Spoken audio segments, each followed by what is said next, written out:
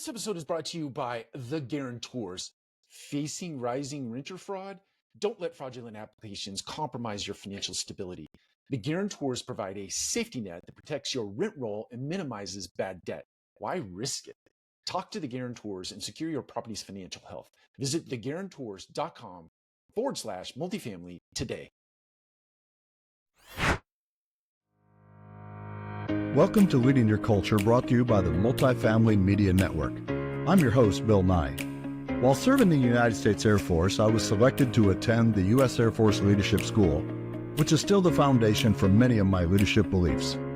That experience set me on a course for a successful career in business, consulting, mentoring, training, and speaking.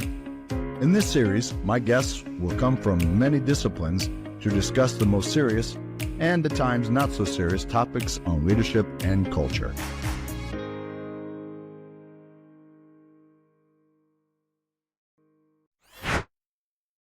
Well, hello everyone. Welcome back. This is episode 7 of Leading Your Culture with Bill Nye. And of course, I'm your host, Bill Nye. And so if you've watched any of my previous podcasts, you know that I have a very strong conviction. I talk about it constantly, probably to the point where people are tired of me talking about it. But it's because I think it's really an important topic, and I think it's really something that people need to embrace. But before I get into that, I'm excited to have our guest with us today, Jared Miller. Jared is the Chief Operating Officer for Bayshore Properties out of Crown Point, Indiana. And Jared's been around the multifamily world for, I believe, 28 years. Did I get the number right? Yeah, it's hard to hear that, but yes. And so Jared is very well known, highly respected. If you follow Jared on LinkedIn, you'll discover something very quickly, and that is that he knows everybody. And I know Jared well enough to know that it was never his goal to be somebody who knew everybody. Yeah. But when you're just a good quality person and you treat people right and you do things right, other people are attracted to that. And the next thing you know, you have a pretty huge network of friends and business associates. And Jared, I suspect that that's kind of organically how you got to this point to where you follow on your LinkedIn and you know everybody. That may be the best compliment I've ever had. Well, good, because it's certainly true. So today's topic is a really important topic, Jared, because you, in the last 4 months, you've changed jobs. You were running Red Peak in out of Denver, Colorado, and just doing an outstanding job there. And decided to make a career change, and you've moved on, and now you're the Chief Operating Officer, as I mentioned, at Bayshore. So what we're going to be talking about for our audience is the process of really working on your culture when you come in new. Because Jared, one of the things that I've seen all the time, I think one of the critical mistakes people make is when they come into an organization, they immediately want to do what they've always done. Now, I say this all the time. You don't build a culture, you grow a culture. A very significant difference. And you own a home in Florida. And yes. Florida is known for growing what?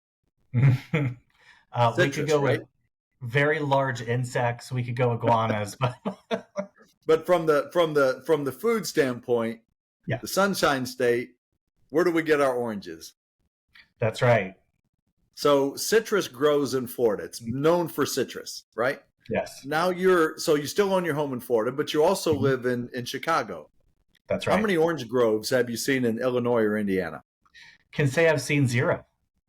So oranges and grapefruit don't grow in Indiana or Illinois, but they grow plentiful in Florida. You see where I'm going with this? I do. I think. See, if you grow a culture, then you learn very quickly that what grows in one place doesn't necessarily grow at every place, right? That's exactly right. Here's an interesting thing about that. Weeds grow everywhere. They have weeds growing in Florida, and you'll see weeds growing in Indiana and Illinois. And as I talk about growing a culture, one of the things that people have to understand is that when you come into an organization, one of the first things you're gonna find are weeds. You're gonna find weeds growing everywhere. These are policies that don't work. These are habits that are not good habits.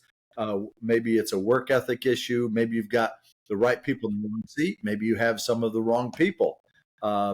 These are all indications of weeds that are growing. But talk about the temptation of doing what you've always done when you first come into an organization, whether or not you think that's something that people should do, or whether you think that's a mistake.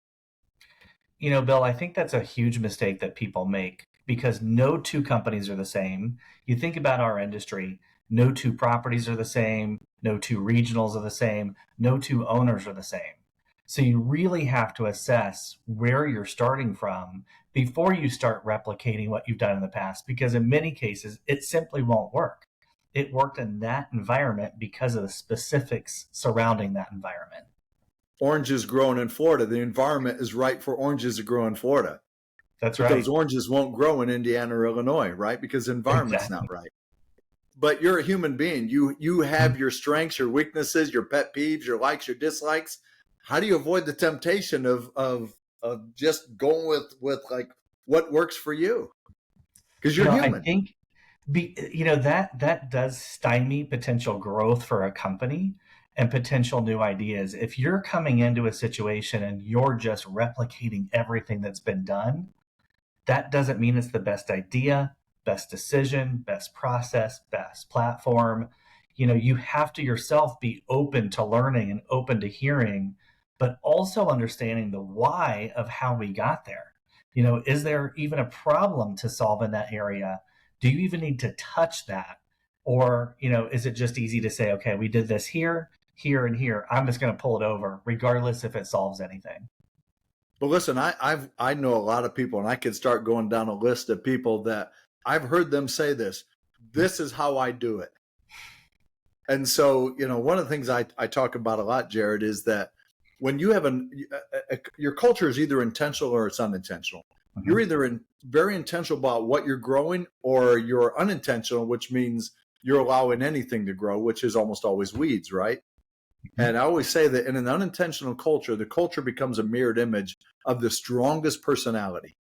And so Correct. You as the COO, right? I mean, you've got the authority, you've got the backing of ownership. Mm-hmm.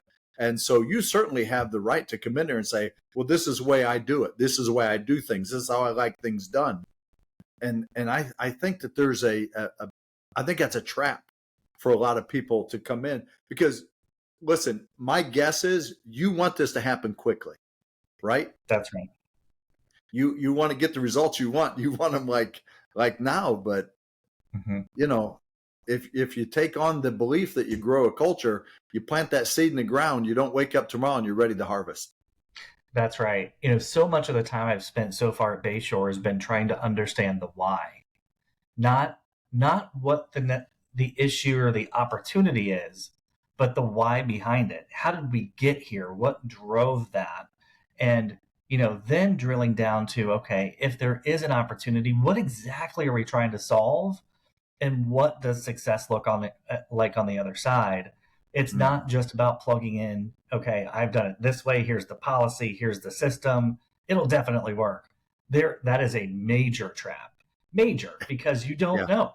And if you're doing that, you're trying to solve a problem that you don't even understand what the problem is. Yeah, that's a great point. And I completely agree with you. And I hope that as people are watching this, they're thinking, oh yeah, that makes sense. Mm-hmm. You and I both grew up in Ohio.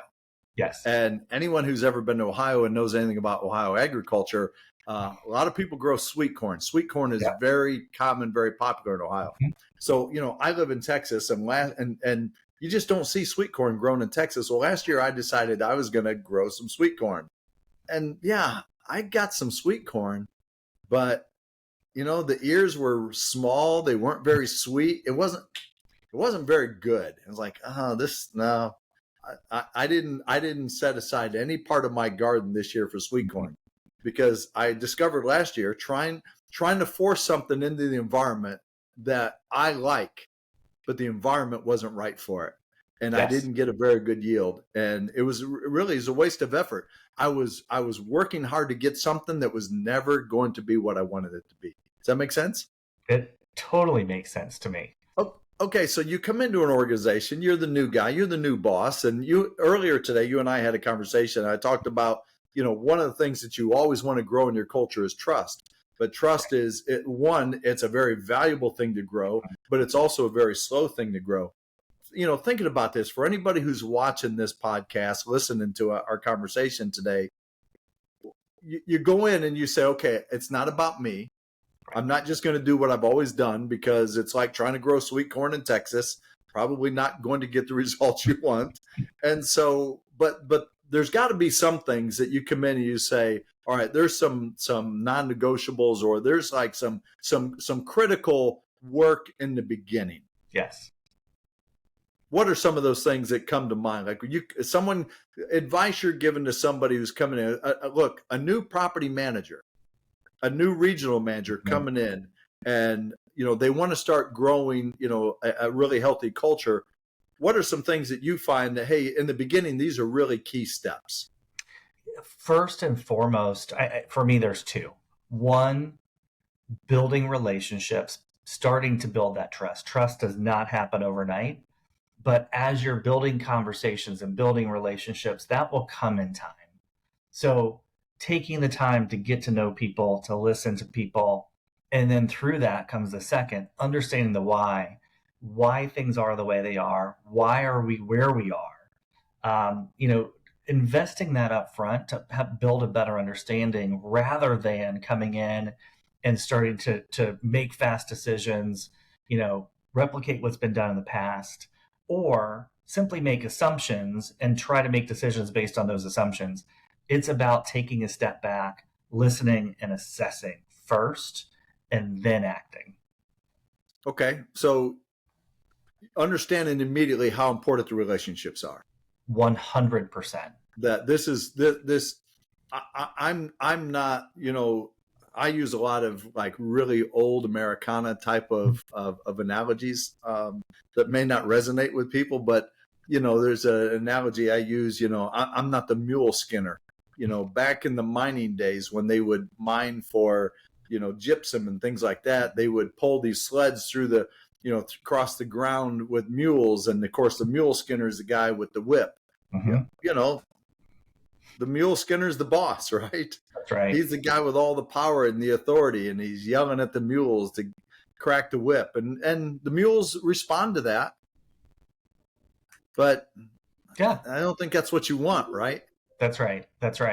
It's about, helping one understand where we are, but guide people to decisions that may be different than you would have made at the onset.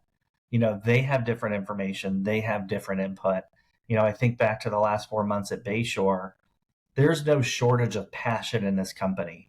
We have some exceptional people. The challenge was they were coming at things from all different angles. So understanding why that was, how that occurred, and then starting to build some of those commonalities so that we're working together as a team on decisions. We're working together as a team on direction. And, even if it's a situation where not everyone agrees with that decision or that direction, everyone starts to rally behind it when you have that trust. When they trust that you have the best intentions in mind, and that you see an end goal, and collectively you help people understand how we can get there. So you want to start growing these things that are really good. You want to start growing trust. You want to start growing collaboration. You want to start growing openness, where people are sharing with you why they do what they do and that sort of thing, right? But obviously, before you can grow anything, sometimes you come in and the field is filled with weeds, and you got to start pulling those weeds. How do young leaders, how do people come into a new organization identify what's a weed versus that, hey, that's not something I've ever seen before, but it's not a weed. It actually is something good. Yeah, Bill, I think it's about taking a moment and taking a step back at every time this happens to look at the larger situation. Determining if it's a weed or determining if it's just a distraction is a tough thing to do sometimes. But if you step back and you listen and you watch, and then you take a moment to understand impact, that decision is all about impact. A weed has a negative impact and could have a larger negative impact as it grows, where a distraction or a smaller opportunity is something that doesn't necessarily need to be dealt with right away. Or sometimes you actually find those are the low-hanging fruit, where you can make some decisions and help the team make some decisions, and they start to see the impact of those decisions. It doesn't always have to be some major hurdle to get over. Sometimes the wins are small, and those are the ones that add up. So I'm assuming that in the 4 months you've identified some weeds. You've had to start pulling some weeds, right? I have, but I look at it as all of those are opportunities to make a difference and make an impact. But, sometimes you look at those and the really large weeds you have to deal with immediately, because ignoring them sets the wrong tone, sends the wrong message. Ignoring them says it's okay and that's acceptable to you. Right. Whereas you may just have to talk they about absorb it. You a may lot of not have water to out of the fix ground, it. right? They You may absorb have a to lot of start talking nutrients about out it of so the people soil. see.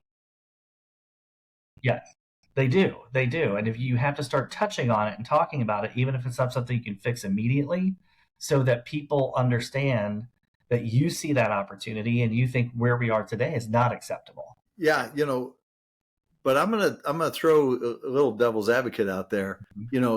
To you and I, alfalfa looks like a weed. To a horse or a cow, it's dinner. Right. Yes. And so you may come in, or a leader may come into an organization and say, I don't see any value in that. And the team is looking at it and saying, no, this has tremendous value. Right. And sometimes they're right, and sometimes right. You're right. Yes.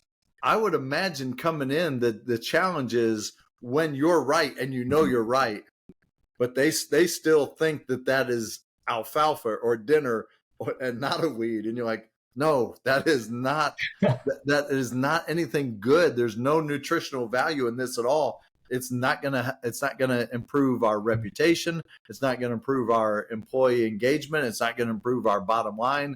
We gotta stop doing this. Mm-hmm. And that's probably one of the biggest challenges, right? It is. And sometimes it is just that. It is, coming into an organization, you have a fresh set of eyes. You see things differently. And in many cases, those scenarios are because they've kind of dealt with it so long. It's been the creep, right? It started off as this little issue that just grew and grew and grew, but it was so slow, they didn't recognize it was happening. Mm-hmm. So they don't see it as an issue. So sometimes it is about pointing it out, but doing so in a way that, again, explains the why. Why is that a problem? I think about my time at Bayshore, and some of that's because we're fortunate. We have a lot of long-term team members and a lot of people that have grown up professionally just at this company. They haven't worked for another organization. They haven't worked for another management company. So what's normal to them may not be industry norm.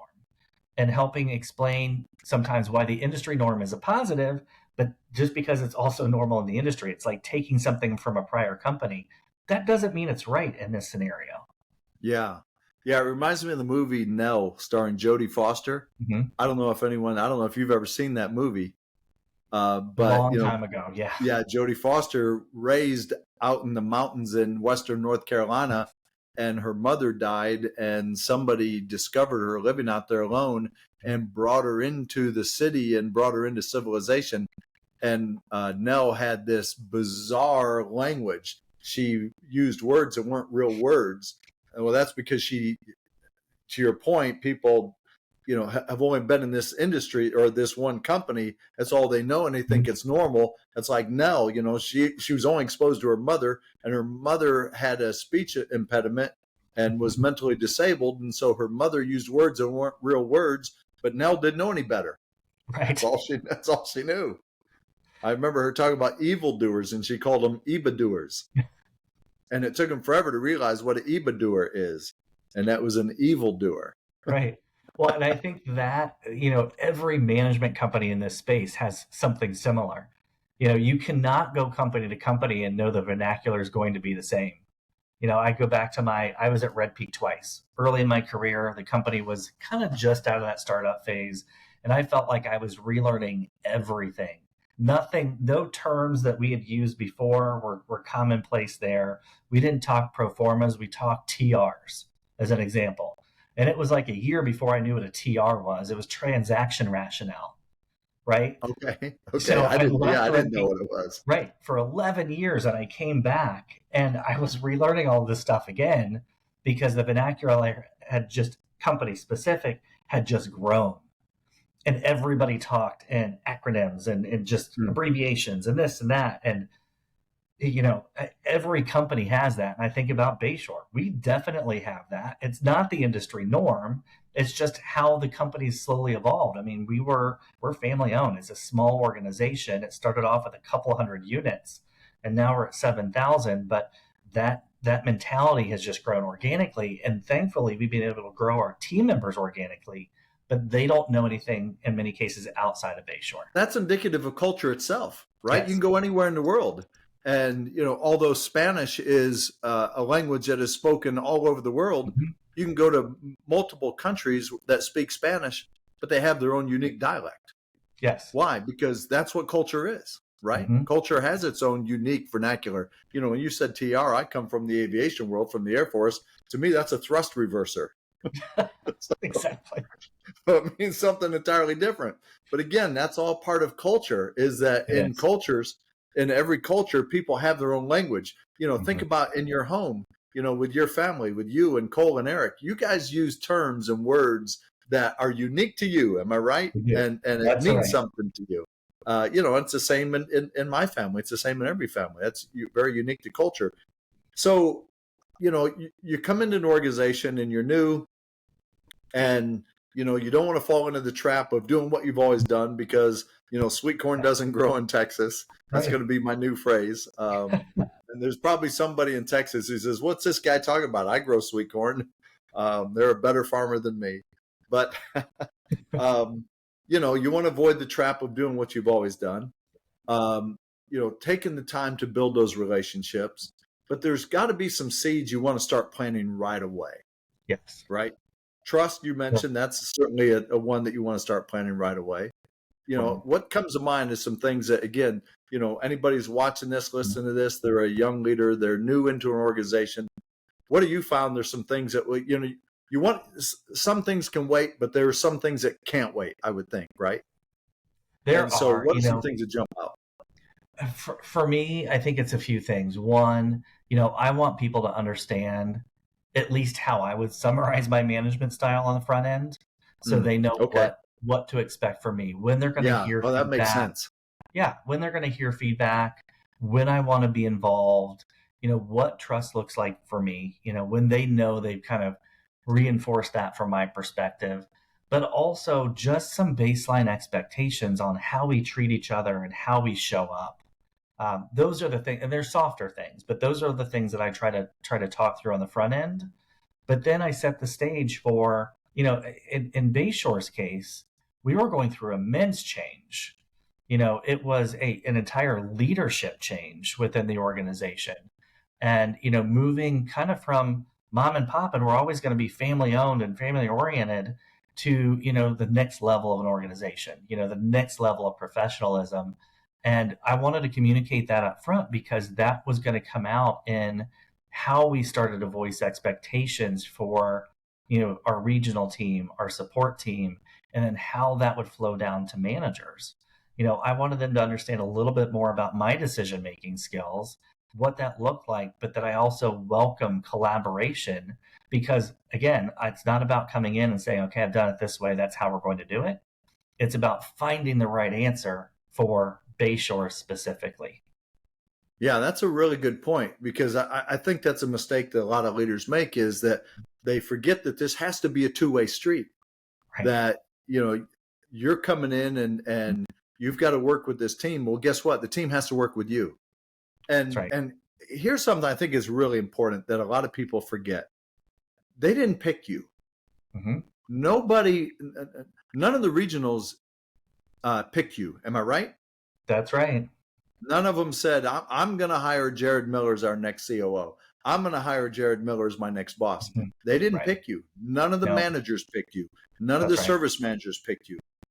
But I tell leaders all the time, understand that the people who work for you didn't pick you, but lead in such a way that if they could have, they would have. That's right. And I think if people can understand that, because having served in the military, I served under a lot of leaders that were outstanding. I never had a unit commander. It was a woman. So I'm going to say men, not that women can't be, unit commanders because they are, but I never had one. It was always a man. I served under men that were just outstanding people, outstanding leaders, outstanding military men, brilliant minds, great tacticians, great strategists. And then I served under those that weren't.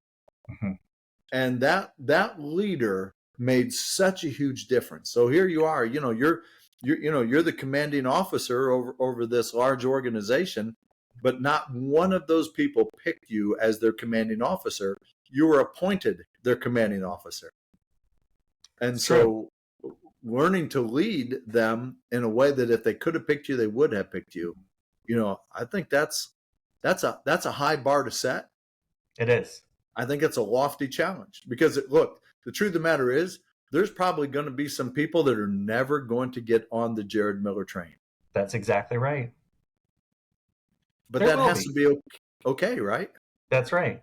And as an organization, that doesn't mean they're not good team members, they're not good people, they're not good professionals. Those situations happen, and how we handle that and how I handle that is critical in the eyes of the rest of the company. We should, if those situations arise, we should handle it with kid gloves. People should leave here saying, wow, that didn't work out, but it was handled so exceptionally well. That would be the goal. Yeah, that's a great point. One of the things I say all the time, Jared, is that when people decide to leave, treat them in such a way to where everybody who's left behind has respect for you. That's right. And I think we can both say we've seen the opposite, unfortunately, far too many times. Yeah, where somebody leaves and all of a sudden somebody in the organization feels they got to scorch their earth on their way out the door. That's right.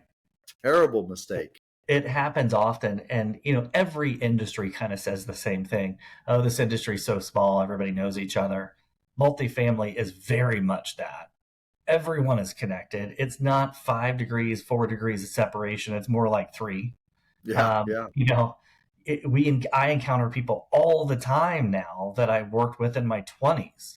I look back at some of these people that are running multifamily organizations today that were part-time leasing professionals while they were in college on some student properties I worked on. So, you don't burn a bridge. You make sure that on both sides of that equation, you handle it in a way that you feel like you can sleep at night, that you also know that person is leaving in the best possible light. Yeah. I've told some people, to contradict that just a little bit, Jared, I've told some people during my career that sometimes it's okay to burn a bridge, that what's on the other side of that bridge is so toxic. Correct. That it's okay to burn that bridge. But here's what I always say.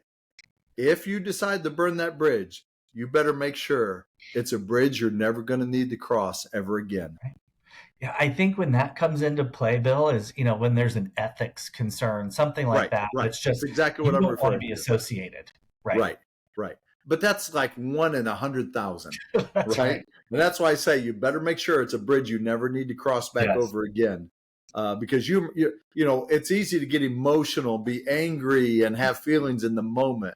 Because Jared Miller comes in and he starts pulling weeds, and you pull a weed that it was somebody's pet weed, right?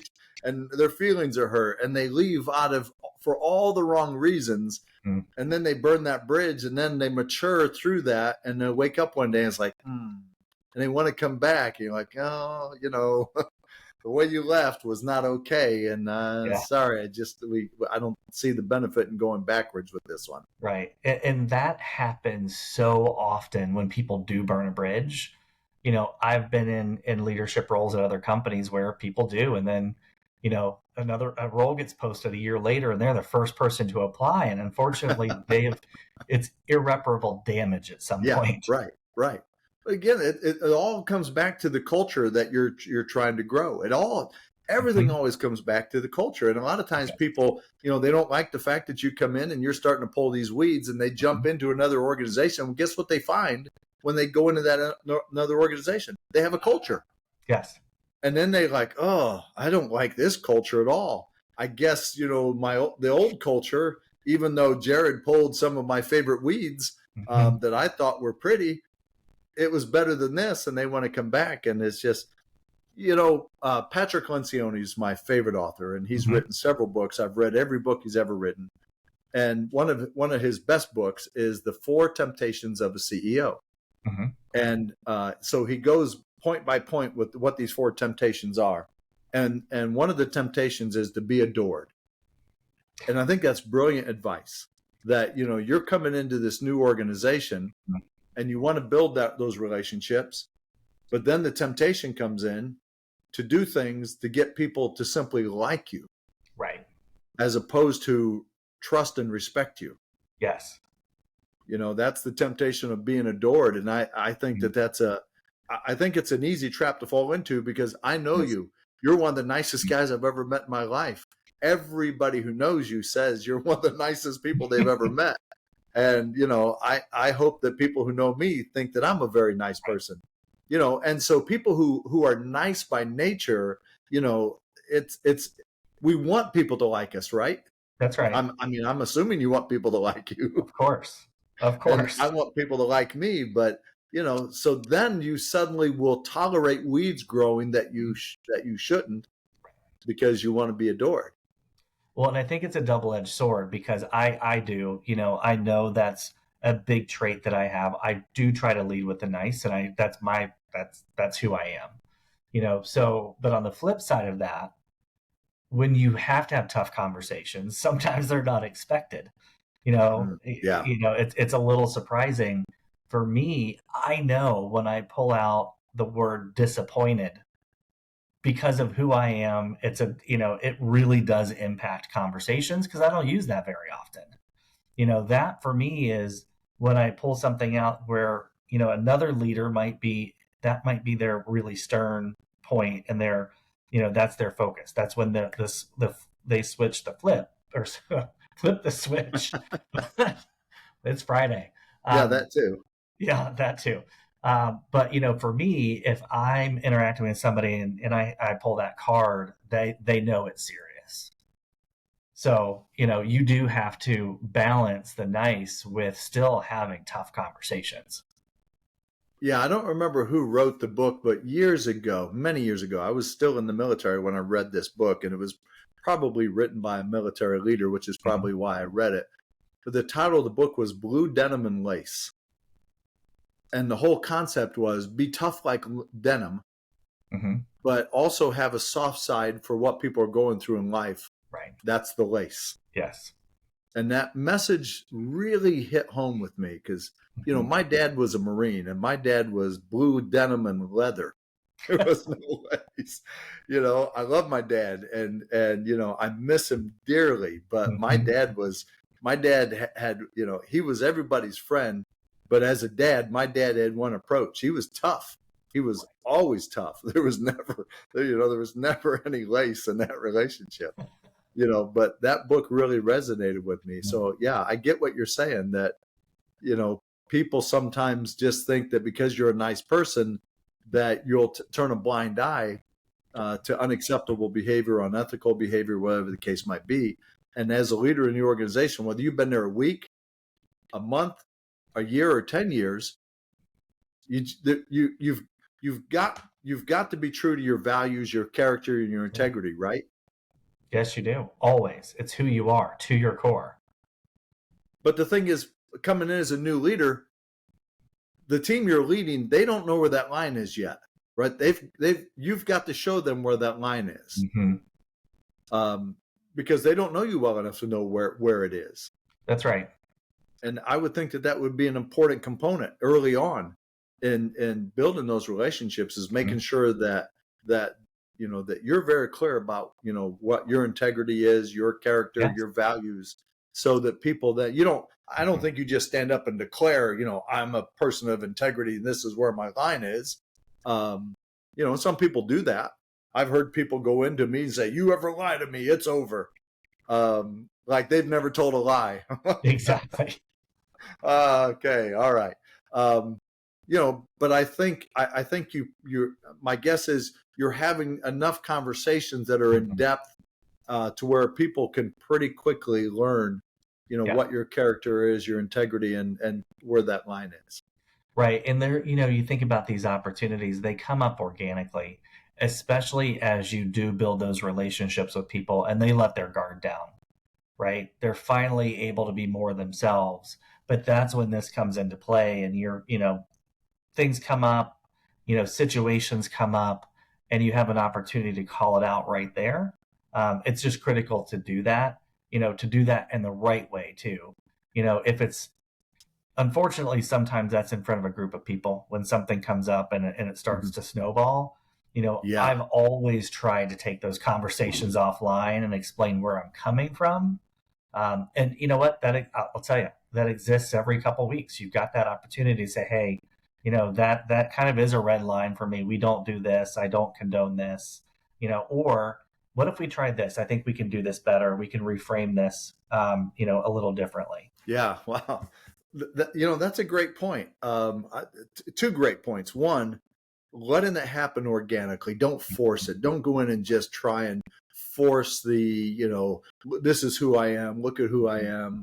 Let those relationships, because they do. It's like any relationship. Some of them, I'm sure, coming into Bayshore, you connected with some people very, very quickly, right? And then there have been others that it's been, so you've got microwaves and you have crock pots, right? Yeah, that's right. Some were microwaves and they warmed up to you very quickly. And then there are others who are crock pots and it's taken a long time for them to get there. So yes. I think that's really good advice to let it happen organically. But I also think it's a good point. You have to invest, though. You got to invest that time. Yes, that very much exists here at Bayshore. I did have some people there. That connection was immediate. I have some other people that I could see the potential, and I could see what they could do, and I could see the value they brought to the team, but they weren't ready to be open with me yet. They weren't fully trusting. And, it's taken a long time, and, some of them are still working on it. And I know at the end of the day, it's not indicative necessarily of what I'm doing. It's something in their past. It's something, even pre-Bayshore that they worked through with somebody they worked with, where it took a long time to build trust, and maybe they got bitten by trusting too quickly. Yeah, so right. I look at it as an investment. It's an investment of time and energy, and something that I'm willing to do all day. Yeah, every relationship comes with a past. Every relationship comes with history, right? That's right. I know people, Jared, who say, I'll never hire anyone who was previously fired. And I like to remind them that America's filled with people who are happily married for the second or third time. Yes, that's right. Right? That's right. That's right. It's just about finding the, people that flourish in the culture you're growing. Right. It's that you don't judge people based on their history solely. I think it's part of the process, but don't judge people solely based on history. That's right. Who we are is not necessarily who we're going to become. That's right. And again, every situation is so different. Just because the person didn't fit at company A doesn't mean they're not a fit for us. There's so many dynamics at play. And I think for me, I learned a lot in 2013 when I left Bainbridge Companies in South Florida. I was comfortable. I could do the job in my sleep. It was an organization that we really transitioned over 7 years, grew a lot, built a great third-party business or third-party fee management side to the own side of the company. And I took a giant leap and I went out on my own. And with a partner, built a student housing company. We were buying and building properties, and wow, was that eye-opening, because I always thought, owners were so challenging and they didn't understand, they didn't know what they were doing. And, they must have just been born into wealth. And to go out and do it on my own and hit some big stumbles, that was a huge learning process. And, I think about some people that were with our organization at the time. Some didn't make it, some did, and some didn't because it was situational. And I go back to some of those people I would absolutely hire. They didn't make it with us the first time, but it was situational. Doesn't mean they're not right today for this organization. Yeah. So understanding that, there's a lot of movement in multifamily. There are people that unfortunately do get terminated, and that may not have been a right fit for scenario A, but they might be a right fit for us. If they're good people, that's the start of what matters. Well, I'll tell you as we wrap up. I try to keep these 30 minutes, but man, this conversation for me has been so engaging and so enjoyable that we blew past 30 minutes. But for me, I look at it as because again, I lead with this strong conviction that you grow a culture, and if you want to grow anything, the soil's got to be rich. It's got to be filled with the things that will allow anything to grow. And I think that if you really focus on that and you have a beautiful, rich foundation, then I think you can grow a lot of beautiful, tremendous, results from both a financial yield, to really happy customers, happy employees, people who are engaged. But I think it starts with when people come in and they've got to understand that, hey, as we're trying to get the soil right and we're trying to remove the weeds and we're trying to grow what we want to grow, be careful. Don't just do what feels right for you, because, there's a lot of people in play here, and just understanding what you've got to deal with immediately and what can wait. And that's hard to do sometimes, right? Because first of all, to your point, owners want results right now. Yes. And so, they didn't hire Jared Miller and say, take your time, just let it happen whenever it happens. Yes, right? That's right. There's an expectation. Mm-hmm. And so it's hard to be patient, but it requires patience. It does require patience. Quick story, I always go back to my Red Peak time, was there twice, like I mentioned. One of the strongest things that company did from day one was set, I would say, a cultural baseline. They didn't say, okay, this is exactly who we are, but they planted the seeds and they remained true to themselves for 20 plus years. The culture changed. There were some ebbs and flows. We changed, we bought different properties than we intended to from the beginning, but the baseline was always there and allowed the culture to grow. The time that I was away from Red Peak, joined Bainbridge, and one of the big things was, the CEO is like, I really want you to replicate what you saw at Red Peak. We want you to replicate the culture. And I thought, that's great. That's wonderful.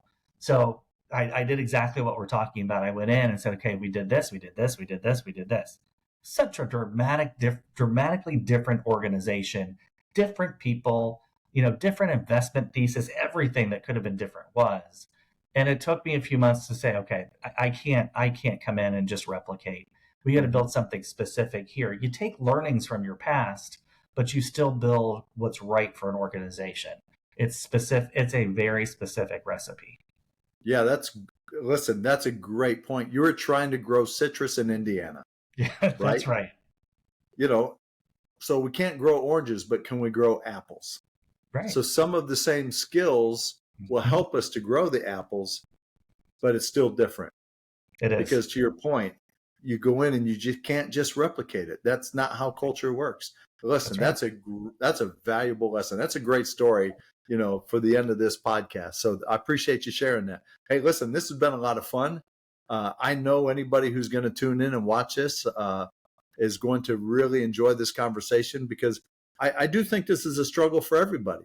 It is. And, sometimes people just, stop paying attention to it. And that's when the culture becomes unintentional.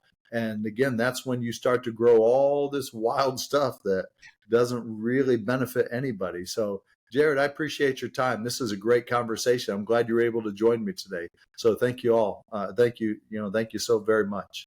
Thanks, Bill. It's been a fantastic opportunity. I appreciate the conversation. You bet. Well, thank you for tuning in. I hope today's conversation left you with a fresh perspective on leadership and culture. If you enjoyed this episode, please like, comment, and subscribe. Want to hear from other industry speakers whose goal is to bring along the next generation of leaders? Then log on to multifamilymedianetwork.com, where you'll meet some of the most innovative voices in the industry.